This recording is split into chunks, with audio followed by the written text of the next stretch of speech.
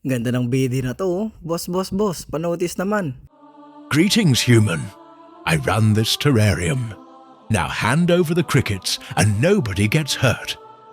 Peace out, Scaly Style. So ayun na nga, last Sunday nagpunta tayo sa International Pet Summit kasi nandito rin ang BKP. Syempre para makigulo din sa mga master natin, di ba? Yung International Pet Summit kasi more on for baby sila. Ayan, gaganda ng mga doggies dito. On the other side, andun yung BKP, so more on reptiles na to.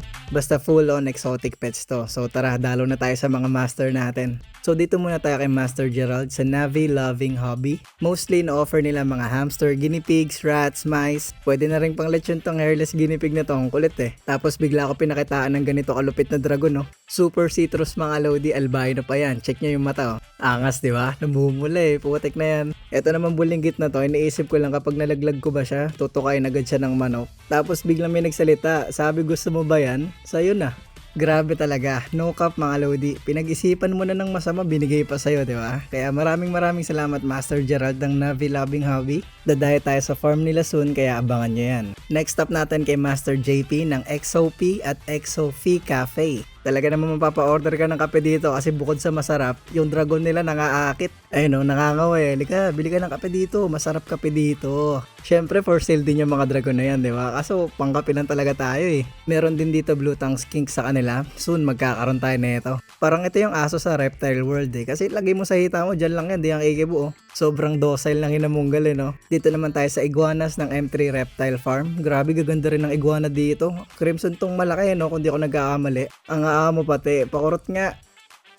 Ito pa iso, Diyos ko Lord, ang ganda. Blue iguana. Meron din tayong blue iguana, diba? Kung natatandaan nyo pa. Kaso hindi ko pa malabas kasi isang taon na hindi ko pa rin matime talaga. Tsaka nagiba ng coloration, nung lumalaki naging green na siya. Ito pinaka nakakaakit oh. Snow iguana to, diba? Ang ganda oh. Tignan nyo naman coloration yan. Tsaka yung mata, grabe. Baby pa to ha. Paano pa kaya pag lumaki pa? Bow pythons dito kay Bossing Creepy Crawler. Solid din dito. Ang lulupit din talaga ng coloration ng ball pythons eh, no? Kaya nakakainganyo sila alagaan eh. Tapos magpapakit pa sa inyo ng pagganyan-ganyan. Diyos ko Lord. Inuuna ko lang din talaga yung mga enclosure pero soon magkakaroon na tayo na ito. So uwi na din tayo, gawa ng jump pack din yung mga tao dito. Pero isang tricks muna para dito sa doggy na to. Okay, so pagka uwi natin, pakilala na natin kay Velgrind yung bago niya magiging roommate since biglaan talaga, di ba? Biglang nagka-dragon eh, sinabi lang gusto mo, sayo na. O ayan, may roommate ka tuloy since wala akong extra enclosure and mga ilaw para sa dragon, share muna sila. Sama ng tingin ni Velgrind eh, no? Pero mukhang di naman niya babanatan eh.